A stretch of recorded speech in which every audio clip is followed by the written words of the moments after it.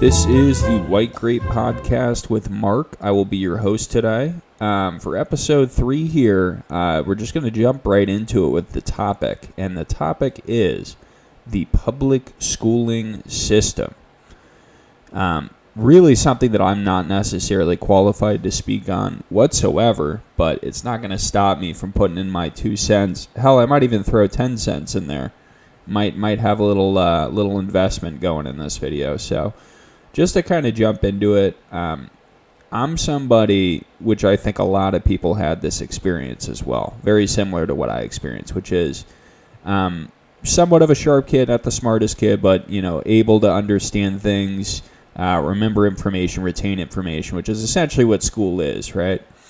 School, elementary school through high school, and even parts of college is essentially, until you really get into I don't know, if you're doing a PhD or if you're going into a science or mathematics, it really kind of is just retain this information, remember it, and regurgitate it when it comes time for tests, right?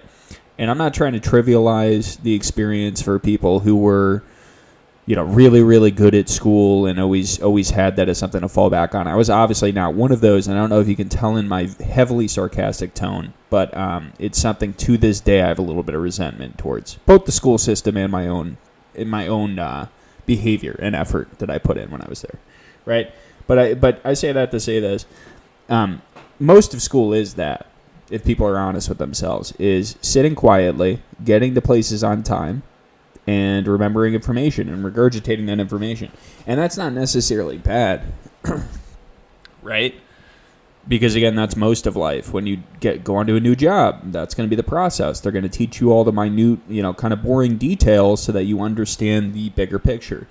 But the problem with school is that especially public school, is that you're grabbing these kids, hundreds of kids, from different types of homes and different, very unique experiences and life journeys at that point, and you're slapping them all in one environment with a bunch of other unmotivated kids who are, a lot of which are coming from unhappy homes or just do not enjoy life whatsoever when they're not in school. And they already hate school, so can you imagine how bad that is, that contrast, going from one place you hate to another? So I'm not saying all of them, but a lot of the kids there are bound to be, upset just naturally because life is difficult, right? So on top of that, they're going into a place where they know, most kids are aware enough to understand that school is not necessarily the best indication of what your intelligence levels are or, how equipped you are for life. It really is, in its essence, here, retain this information, listen to this information, sit down like a good dog, to kind of trivialize it here a little bit from my experience. Sit down like a good dog, kick those feet up, and just remember all this stuff we're going to be screaming at you for the next 10 years. And some kids are better than that, some more equipped for situations like that, where that's their learning style. And other kids, unfortunately, which I think is the majority of kids at this point, with social media and how short even my own attention span is, I can only imagine theirs. Most kids are falling behind because, again, the teachers, let's be honest, most teachers phoned it in, the first 5 to 6 months after they get into the job. Can you even blame them, right? Their job is to come in at 5:30, 6 o'clock in the morning to speak to a room full of people that they know are most likely not going to treat them with respect and don't care. And, in every class, I'm assuming there's at least, in most classes, 40 to 50% that's actually doing what they're supposed to do that you don't have to worry about. And then the remainder is, 30% of kids who, they'll do enough, but it might not be enough to, to hit the marks they need. And then that other 20 to 25% is just the absolute, scumdillion, reptoid, never doing work, flicking boogers under the desk, hurling, spit bubbles, going to the bathroom every 10 minutes. That was my thing, is I would go, hey, can I go to the bathroom when I was in class? And they'd go, if it was Miss Mulligan, not to throw names under the bus here, she was cool, but Miss Mulligan, if it was her, she'd go, yeah, Mark, it's the second time this class, but yeah, yeah, you can go to the bathroom. Sure, go to the bathroom. You know what? Just bring your desk there. I always, thought that's what she was thinking whenever I would mention that. You know what? You might as well bring the desk in there, right? Bring your phone in there. Have a whole day. You know what? Set up your Xbox in there, too. Just plug in a CRT and go camp down in the bathroom with the rest of the boys. I'll just sit here and smoke a cigarette, which is, I'm assuming, the headspace of most public school teachers at this point is just indifference. And can you really even blame them at this point? Because, again, they understand just as much as any of the kids do that the school system is shot, right?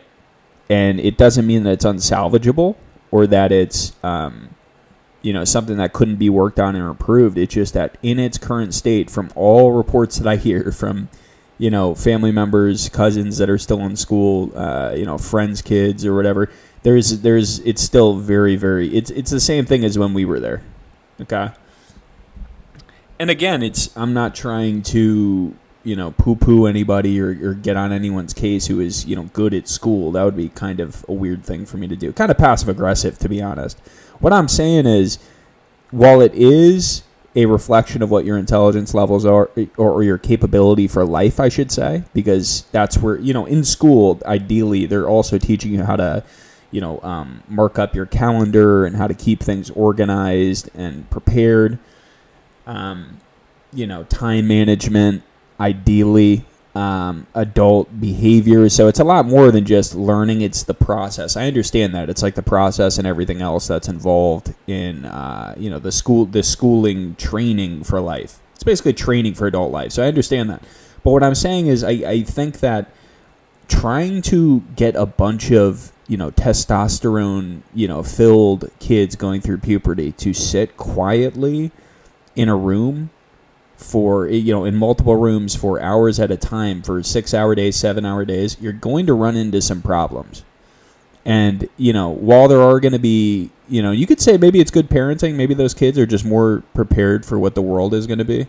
But it's still rough for anybody to sit quietly, basically, and just like every single day, 5 days a week, and listen to somebody who oftentimes you don't even want to be there, just ramble to you about something. A lot of these kids have terrible home lives, too, so that's a whole separate thing about why would you want to invest your time in school if you already think you're going to be a failure, right? There's a lot of different directions to go here. Basically, what I'm getting at with that idea is that, again, I don't know who I'd speak to about this, and it's something I'd most likely never do or ever really push any further than just this video. But how I would imagine school should be set up. If I was the monopoly man where I owned the whole board, I owned everything from Boardwalk Place down to the electrical company. If I was that rich and I could make these changes, right? What I would do, if again they gave me the key to the universe and said, Mark, you can change things however you want to, I would make school 40-minute classes or 35 to 40-minute classes. I would put 10-minute breaks between every class or 15-minute breaks between every class. So you get around 5 to 6 in a day maybe. And there would be breaks kind of spread out in between, right? 10 to 20-minute periods where people could go outside or just get some fresh air or just kind of hang out. And it's not an onslaught of go here, go here, go here, go here, go here. Am I claiming to be smarter than the school administration and the people that are setting up these schedules and these calendars? No, I'm not. And if I were to know the actual, the processes and issues that go into planning and scheduling all this stuff, I would probably close my mouth. But what I'm getting at is, from my personal experience when I was in school, and I'm still relatively young enough to remember that, right? To still be able to remember parts of it at least. That was the main contributing factor to me as a young kind of pubescent boy, or going through puberty in high school when I was, why do I have to sit here all day and stare at the front of the, like, again, that's not what anyone wants to do. That's barely what you do in the work world. Even in office jobs, you're going to be in meetings every so often if you're a white collar person, but you're not going to be like, sitting quietly for 6-hour periods watching people speak. So again, the breaks, throwing just some ideas here, breaks, making the classes shorter, but you throw a lot more in, right? So you get rid of the pleasantries in the beginning where you kind of, kicking the you-know-what around and just going, hey, how's it going, folks? Just kind of get into it, do 35, 40 minutes of actual teaching. Person gets out, gets a 15 to 20-minute break, then goes to another class. And again, you might get less done in the short term, but you're probably going to have a much higher rate of success, in my mind at least, in the very least, if you have options for people who learn differently, right? Because I know my screwed up, my autistic, was when I was in school, I barely could focus for more than around 20 to 30 minutes. I can still barely focus if people can't tell. But I've definitely got better in certain regards, and I think that comes with time rather than practice. Yeah. But to get into the next point here, I'm not trying to accuse people who are really good at school, if that makes sense. Very weird way to say it, but very good at school. I'm not trying to accuse them of being, nerds, or I'm not trying to accuse them of being nerds or, oh, yeah, you're weird, you're able to function in school. But it almost is kind of weird to be really efficient in school, because what it is essentially is people telling you, and you're supposed to do this as a kid, obviously, and your parents, you're supposed to be subservient to your parents and all that, but just having some strange man who, most likely their only qualification is going to some state school and getting a teacher's license to come over and, lord his authority or her authority over you for, 3 to 4 years or a year. And it's again, oftentimes a lot of these teachers are probably not much smarter than the student. I don't mean that too disrespectfully. I know a lot of really good teachers, but just like cops, I'm not saying the majority is bad, but just like any profession, there's going to be people that are really, set for the job, and there's going to be people that probably shouldn't be in that field because of personality traits or because of kind of who they are as a person. And that happens more so in teaching positions than I have seen in any other profession, in my personal experience, and in the experiences of other people that I've spoken to, is that being a teacher, professor, whatever it is, it takes a very specific type of personality, and most people do not have that inherently. So the people that try to go into being, I'm going to be a teacher, I'm going to be a professor, I'm going to be an adjunct, I'm going to be this, they neglect to, they always forget how intense kids are, number one, right? Kids are not people think, oh yeah, teaching, it's going to be awesome. And it's as long as I'm not in some, crazy, Compton type school where they're going to be throwing shots at me or something, or killing each other. And it's, most people think it's just going to be a walk in the park. And then they get there and they go, oh, these kids don't listen to me. They don't really care about what's going on. A majority of them are just screaming, Fortnite terms and doing, TikTok dances and screaming and throwing things, F these kids, not in a disrespectful way. I'll watch my language there, but you get what I mean. That's the mental, that's kind of the headspace they get into is, forget these kids, man. I'm just going to do the bare minimum. I'm going to write out this tuition and unionize so they can't even get rid of us. Let me just ride this out now with this automatic paycheck I have, and I'll still teach, but I just won't do, what am I going to be here? The guy who goes to an inner city school and saves it on the weekends, like that movie. That's what they're thinking, and you can't even blame them. How can you blame somebody in a position like that who started off with good intentions, as I'm sure a lot of these teachers do, start off again with the gung-ho, I'm going to fix the system, I'm going to come in there and I'm going to be like Dead Poet Society, Robin Williams coming in, twerking on the desk, showing everyone how to be a man and how to be a young woman, and at the end we're going to be holding hands, walking down a cobblestone street, skipping in the rain, and talking about all the things we learned before, the kids get shipped off to the next war or college, whatever it is. But, it's a lot of these teachers have good intentions, so I'm not trying to come down on them like they're some sort of monsters just for doing their job. But, unfortunately, on the other hand, is that they hire a lot of people, like I said, that aren't teacher qualified. They don't have the personality for it. They don't have the patience, right? Because a lot of it is just patience. You're dealing with children, even if it's in high school. They're children, right? And this whole treating them like they're a grown adult and they should know better and they should do this. And I'm not trying to come down easy on them. They're still, I remember being in high school. I probably deserved to get smacked around a little bit or just kind of messed with a little bit. I was a jerk. But again, that's natural for being a kid. And that's where this is where, in my mind, if I was in control of everything, right? If God or the universe or whatever it is, if Jesus came over to me and went, here's the key to the world, we want you to help fix some of these problems. Theoretically, right?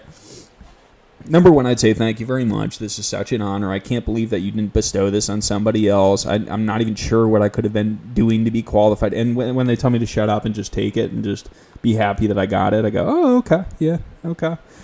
But first thing I would do, as far as the school system, is again I would do that. I would shorten the class length, because while you're going to have a lot of these kids that are really good at school that are going to be able to sit down for 50 minutes to an hour, that's not going to be the vast majority. Even the people that can tolerate it aren't necessarily going to enjoy that, if that makes sense. Even the people that can tolerate sitting down for 50 minutes to an hour and just going to the next class almost immediately after that bell rings, they're not even going to like it. They're just going to tolerate it because it's the way it is. I'm telling, again, this is uneducated. This is not me coming from being a teacher or really having any personal experience. This is just my theory, right? And I've heard other people agree with this. 30 to 35, maybe even 40 at the highest minute classes, breaks in between, multiple breaks throughout the day just for fresh air, just to kind of get a break and just, shake out the bones a little bit and socialize. Then jump into another one, lunch, another one. So like 6 a day or something like that. And although you would be in those classes for less time, you would get a lot more done, in my opinion. Because again, it's one thing when you're in a corporate environment and you go, well, these are the employees. What are you going to do? Just like, oh, I don't want to go to the 2-hour meeting today, boss. Why? Well, I just feel like I wouldn't be able to pay attention and retain the knowledge. And it's like, oh, well, you can find a different job then. That would be the response. So again, it's difficult to not look at this from the lens of, some corporate guy or some person at a job, because that's a grown adult in a job. High school's different.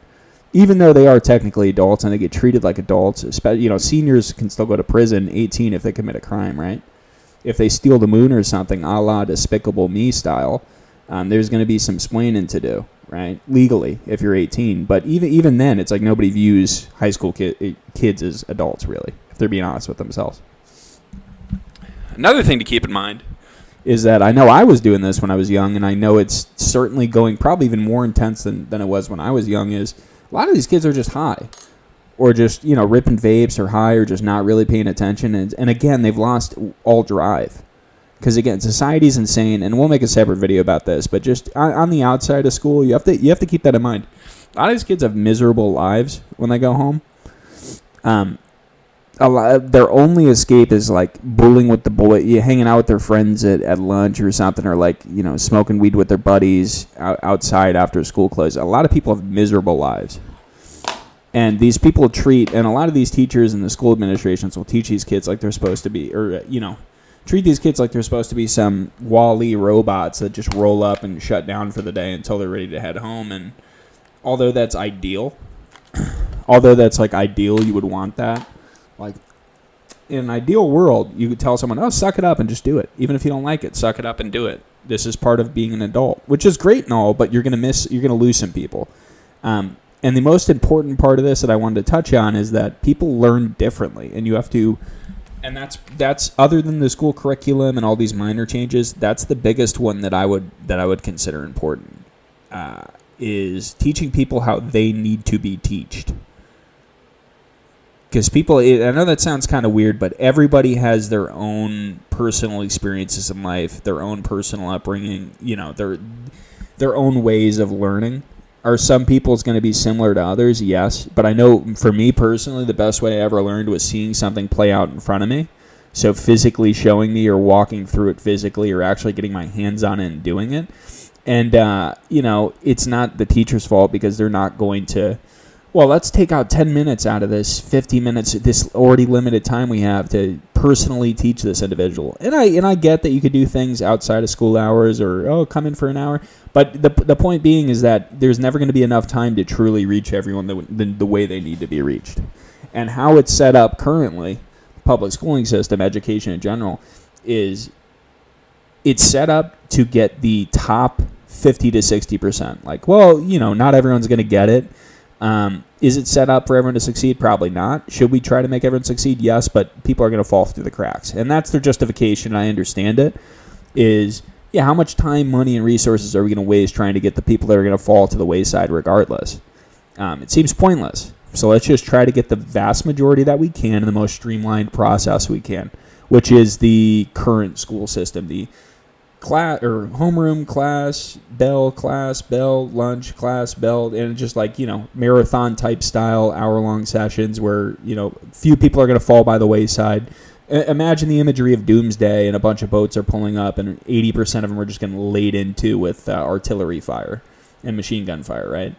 And that 20% makes it up the shore. That 20% that makes it up the shore unscathed and wins the beach at doomsday is, I'm probably butchering that historical information there, but just bear with me. That 20% is the people that really, really succeed in school, who were either brought up in houses that were similar, that spoke and taught in a similar way, or just geared naturally to be more successful with the organization, memory, patience. Patience is a big one too, because again, a lot of ADHD, which is really just being a kid, and that's a separate video, but really just being a kid and having extra energy is what ADHD is. It's not really, oh my God, I'm so sorry, he's got ADHD. You mean he has extra energy because he's a young child? You mean that part? Where we don't need to throw medications at kids because they're imaginative. But that's a separate video. But yeah, again, you got these kids. No, I wonder what's going on. I wonder why kids can't learn. Well, it's because the teachers phoned it in 20 years ago. Most of them phoned it in 20 years ago. School system sucks. Their parents oftentimes, it's not a good situation back home, or just life in general is not good outside of school. So if someone's miserable and can't focus and doesn't really see a future and doesn't have a lot going on outside of what they're immediately doing, why would you think that they're going to come into school and be like, gung-ho about it? You ever met someone who's depressed? They're not fun to be around. And again, a lot of these kids are depressed.